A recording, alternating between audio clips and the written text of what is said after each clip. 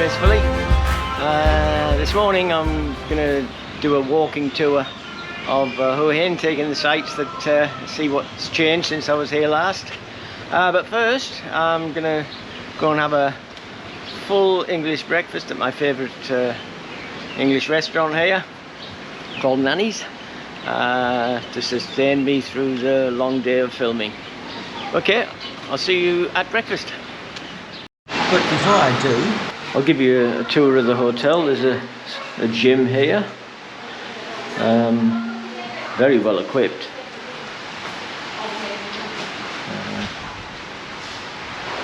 Very well equipped, professional gym. It's the reception area, and here's the swimming pool outside here. All very nice.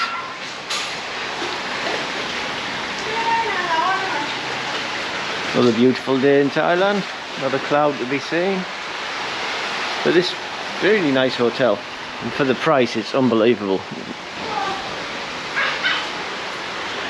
So I'm going to take a little drive down to Nanny's, which is my favourite place here in Hua Hin for breakfast.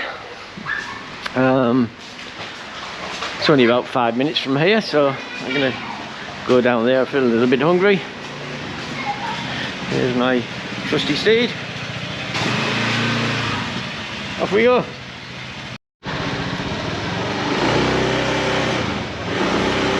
They do a proper English breakfast.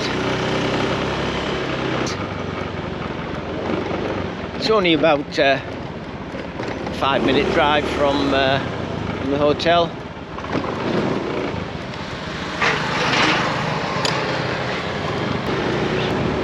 They do a very good English menu, and on Sundays they do a great Sunday roast, and very reasonable, 150 baht, about $6 for a roast chicken or roast pork, and I think it's 250 baht if you want roast beef or roast lamb, because that's a lot more expensive here.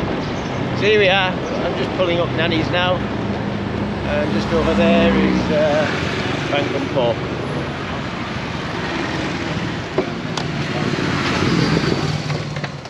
So they also do a full range of English foods. They've got sausage rolls there to take away for 60 baht each, which I think is a little bit expensive. And then they've got all the British cheeses and French cheeses, Edam, mature cheddar. Anything like this is quite expensive in Thailand. Anything imported from UK, Australia, USA. But they do good bacon here, English bacon, and all the ranges of sauces, Branston pickles and HP sauce and Hellman's mayonnaise, so mint sauce. Do a very good range, so if you miss your British foods, you can come here and pick them up. And as I say, good range of bacon and English sausages, meat pies.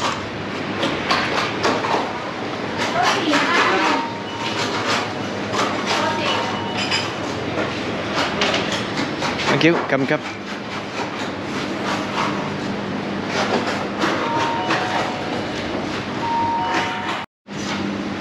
So this is my breakfast. It costs 99 baht for either juice or coffee or tea. I took orange juice, and you get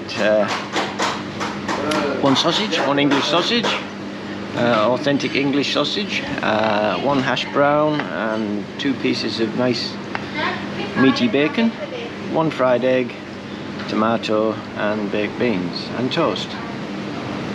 All that for 99 baht. My favourite place in Samui was Bamboo, and their breakfast was very good, but it wasn't an authentic English breakfast. It was good, but you got more. You got juice and coffee, and you got 2 pieces of toast and 2 fried eggs. But for me, this is better because it's authentic with the proper English ingredients to make a full English breakfast.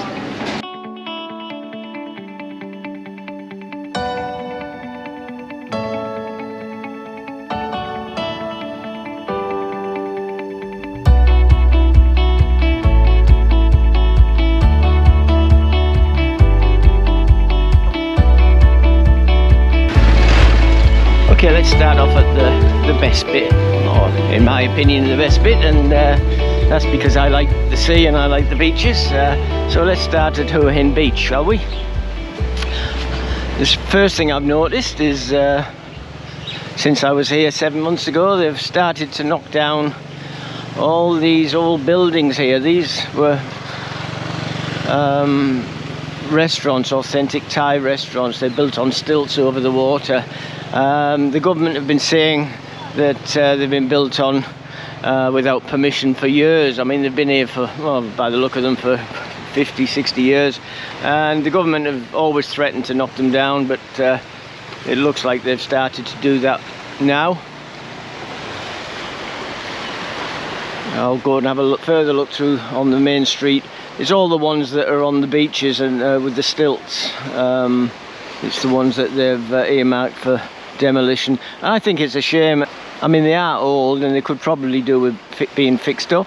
But I think they had character. That's what I like about it. You know, this is old Thailand. This is what it was like. You know, you got your fishing boats, your fishing village, and these type of restaurants on stilts over the water. They're authentic and they look, you know, really nice. I like them. I think it's pretty sad to knock them down. And then we've got here, this is the main walkway up. That's the Hilton Hotel there. So this is the centre of town, obviously. But over here, they've got right on the point here, as you walk along to go down to the beach, they've got this lovely Chinese temple, Buddhist temple. It's Chinese, this one, but it's very nice. I'll take you inside. I'll just slip my shoes off. Very beautiful. The lady there cleaning. They keep them so nice. And they've got sort of different little rooms. I don't know the significance, if they're different for different reasons. Maybe for making merit, you know, perhaps this one for family, maybe this one for good luck. I don't know, I'm just surmising. And there's another one here.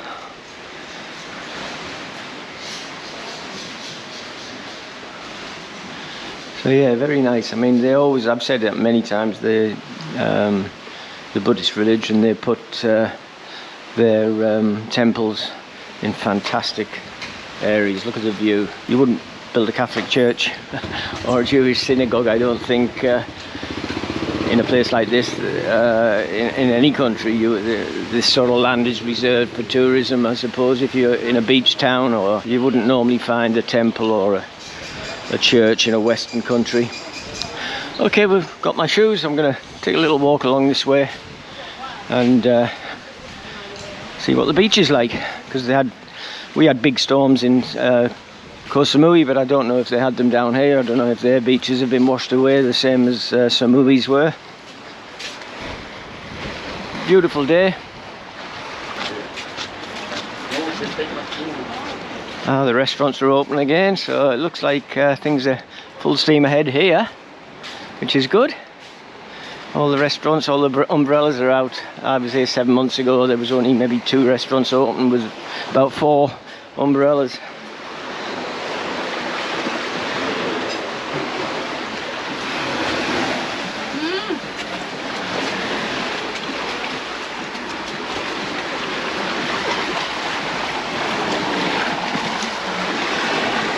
Well, this is main beach at Hua Hin. So I'm going to get my feet wet.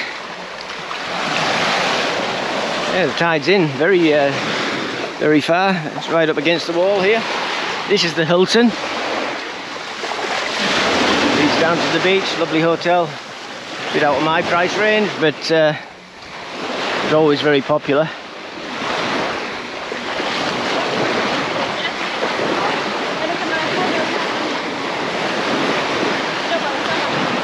The thing I don't like about Hua Hin Beach, I love the actual beach and the restaurants on it, but when you walk in the water, there's a lot of rocks, and them rocks have got shells with very sharp edges on them, so you can cut your feet. I've done it a few times. I've come here and for a swim and then ended up with bloody feet.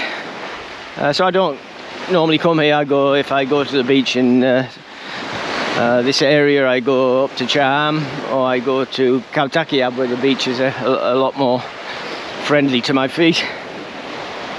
I won't go all the way down, but you can see things are getting a lot better here. Look back at my videos when I lived here before July, walking down this beach, there was no one. It was just me by myself. Now looks like there's lots of Farang coming here for massage, for breakfast. It's early morning now. Oh, I say it's early morning. There's some there with their beers already. But they're on holidays, they can do that. It's 5 o'clock somewhere.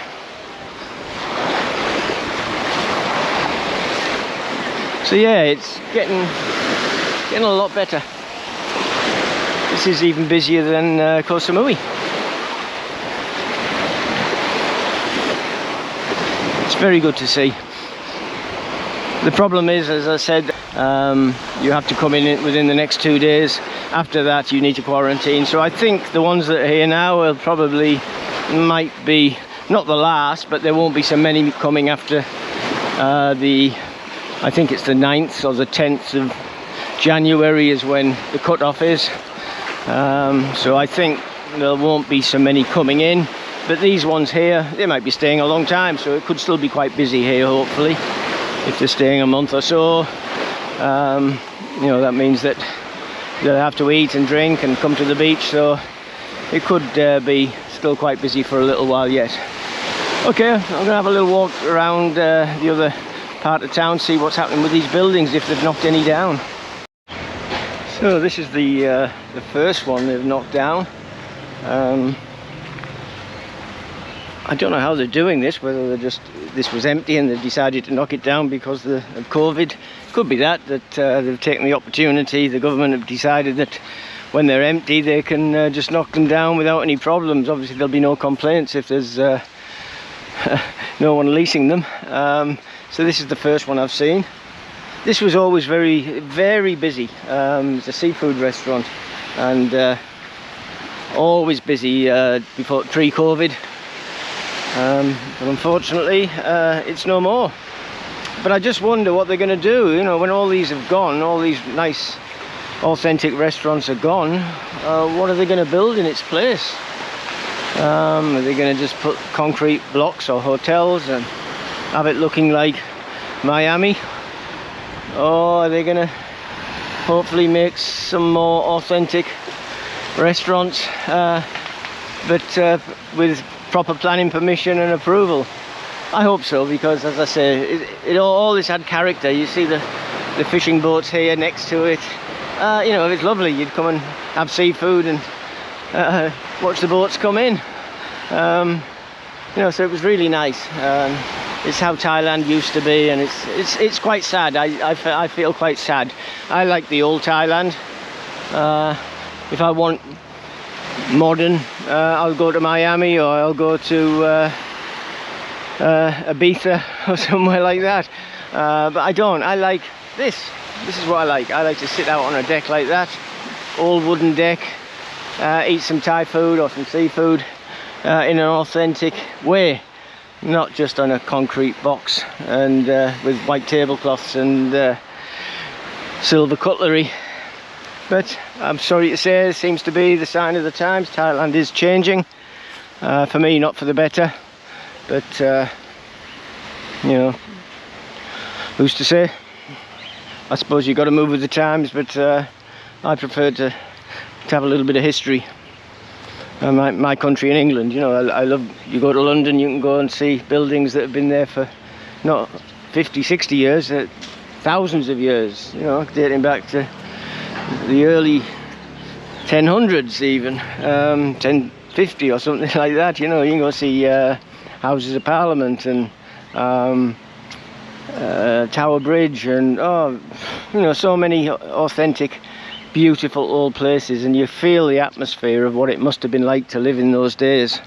But we're losing that here now, unfortunately. Well, in this town anyway. This is a lovely old walking street. used to be very, very busy. This here used to be a tailor shop. Used to be a friend of mine actually who owned this shop. A friend of mine called Dave from Nepal. This used to be my ex-girlfriend's barber shop.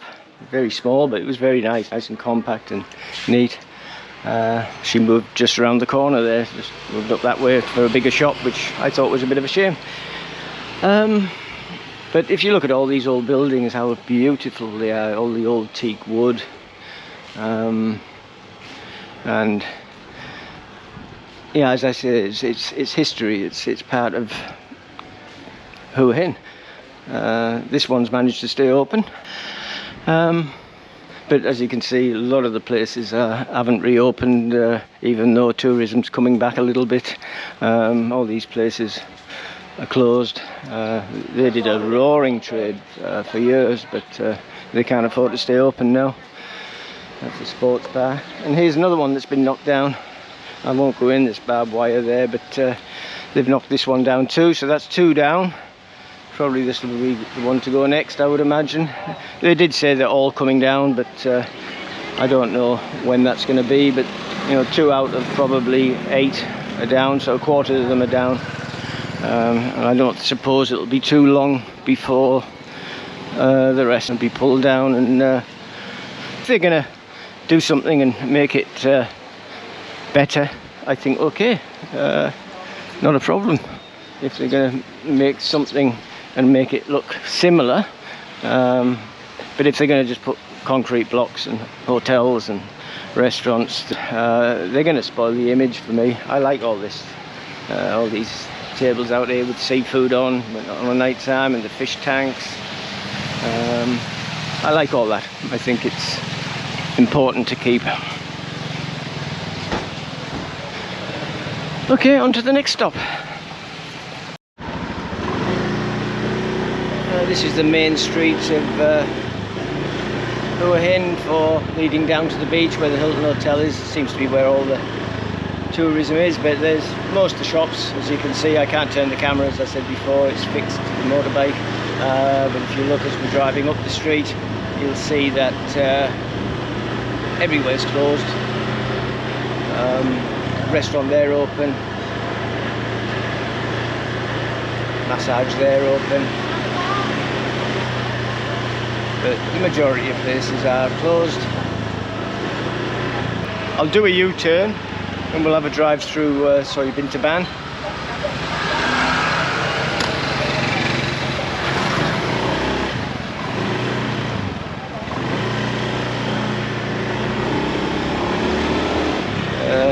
I've shown you before Soi Bintabaht.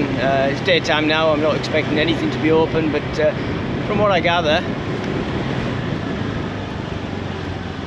this is it here. From what I gather, nothing's really open. I did drive through on my first night back after I'd been to Bangkok, and everywhere was closed apart from the ones right on the end here where it says Hua Hin there going across the road. There was about 3 bars open there, the rest were closed, but hardly any customers. These bars here on my right were open. Well, that's Soi Bintabaht. Unfortunately hasn't improved since I was here in July of last year.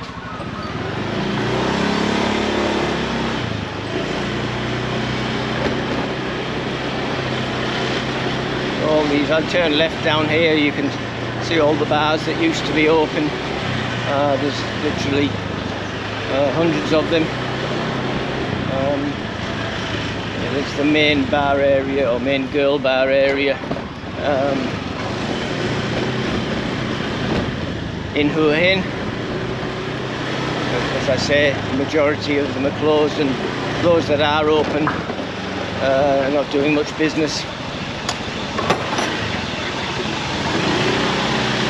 Go down here and then you turn left, and there's heaps more down there as well.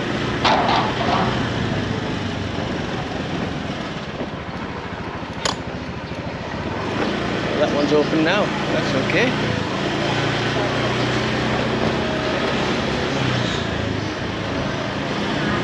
there's a view open down the street. This street seems to be more busy than the main street for some reason. They've opened up more down here than anywhere else, which is unusual.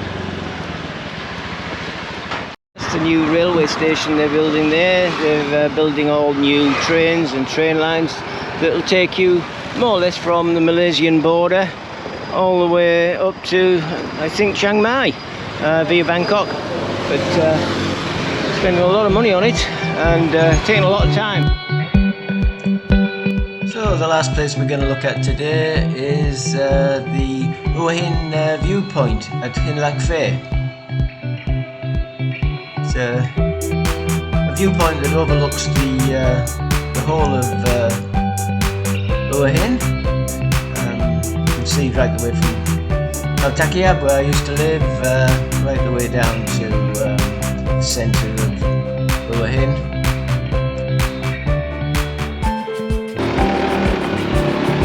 So here we are at Samui Viewpoint, one of my favourite places.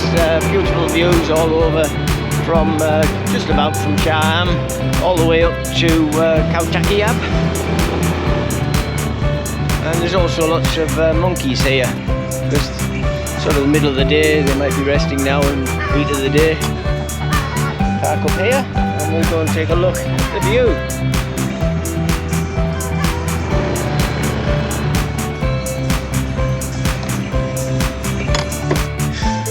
A lot of people, when they come here, they miss the best part. This over here, this way, is where the main viewpoint is, which is where most people head for, and it's still a beautiful view. But as you come through the gates here, if you just park your bike and or your car and just turn right as soon as you come through the gate and walk up the hill, you'll find a better view from up here. It says there viewpoint 2, but a lot of people they don't see it. They just come through the gates and drive down there, and they miss this bit. So if you are coming here, make sure you come to this part. It's a little bit of a walk if you've got, if you've got bad legs or you get shortness of breath. Maybe it's not for you, but if you're a little bit fit, and it's only a 5-minute walk uphill, and the views at the top when you get there make it well worthwhile the walk. So you just come up this track and up this hill here and climb a few rocks. So I've walked up the top.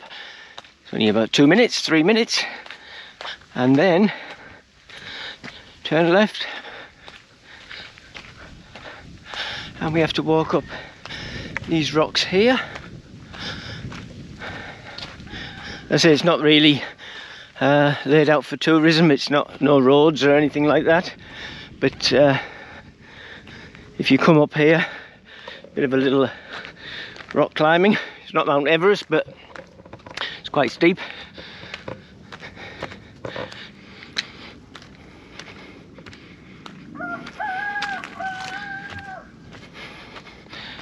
Woo.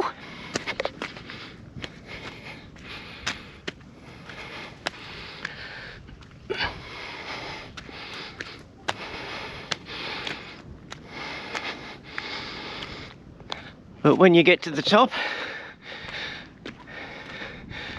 this is what you're rewarded with. All the way up that way, Takiab. Bit misty, no cloud, but a bit of haze. But yeah, beautiful view. City's all laid out there before you. Over this way is where the hotel is I'm staying. That's on Soi 88.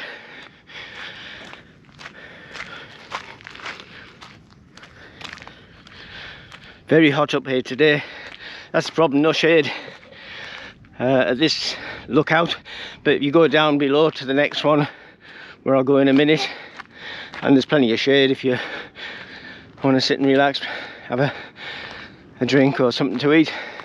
But up here it's all in the open, so if it's a hot day, bring your sunscreen. But look at that, beautiful view. And that down there is where the hotel I'm staying. Let's go back down and we'll go to the Lookout 1, which is the main touristy part one, but for me doesn't have the views that this number 2 has. So we'll head to Viewpoint 1. The name of this place, if you're wondering, is Hua Hin Lek Fai, or Hua Hin Lek Fai Viewpoint. If you'd come here 2 years ago, there would have been tourist buses and lots of cars and motorbikes parked here, but I think I'm the only one here. Usually there's lots of monkeys up on that roof there and hanging off the fence here, but maybe it's too hot for them. They've gone to the cooler trees and climbed up there for a siesta until it cools down a little bit. It's midday now, very hot. You know, COVID, obviously it's a horrible thing, it's a very bad thing, but it does have its points. It does have a few good points, and one of them is that when you go out, you've more or less got everything to yourself because there's no one here. Whereas, as I say, before COVID, there'd be tourists here and a lot of noise, and you know, photo opportunities would be blocked because there'd be people standing in the way. But now, as you can see, there's no one here. And it's the same with the beaches, or not all beaches. Obviously the ones right in the middle of Hua Hin have got tourists, but you can go drive 5 minutes away and find a secluded beach and have it to yourself. So, sorry, I got no monkeys to show you. Normally it's swarming with monkeys, but they've all gone to find cooler places. But this is the main viewpoint. It's very beautiful, but as I say, it's not as good as the one when you first come in and walk up the rocks. This is a more man-made, the other one is natural. And the other one's a lot higher, so you get better views looking down across the Hua Hin. So there we go. See, there's trees blocked away here as well. Where on top the first viewpoint views, nothing to block your view. Okay, I'm gonna head home, back to the hotel, and it's very hot. I'm gonna go for a swim and try and cool down a little bit.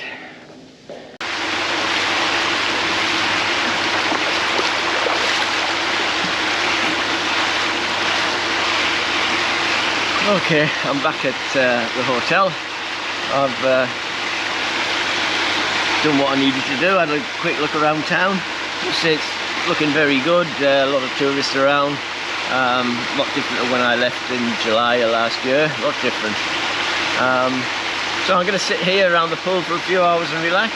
And then I think tonight I might go back to the Bangkok because they got music on. And I love listening to the Thai music, having a Thai beer and some Thai food. So that's planned for tonight. I tell you what, you can't beat the life here. Honestly, I'm so happy. Feeling a lot better now since I've come back from Samui. Feel quite relaxed, feeling like a little more positive. But really, you can't beat this. I'm staying in a beautiful hotel. I'm paying around about $18 a night for it. Hotel's fully air conditioned and Wi-Fi, fridge, television, everything you need. I wouldn't want to live here too long. I don't like living out of hotels. I'll have to find somewhere more permanent soon if I'm staying here. But you can't beat this. I can live here for $18 a night. I can go out tonight to Bangkok and maybe spend 100 baht on food, have 2 or 3 beers, another 200, 300 baht, So $12 for a night out. So your accommodation and a night out comes to less than $30. Life's good.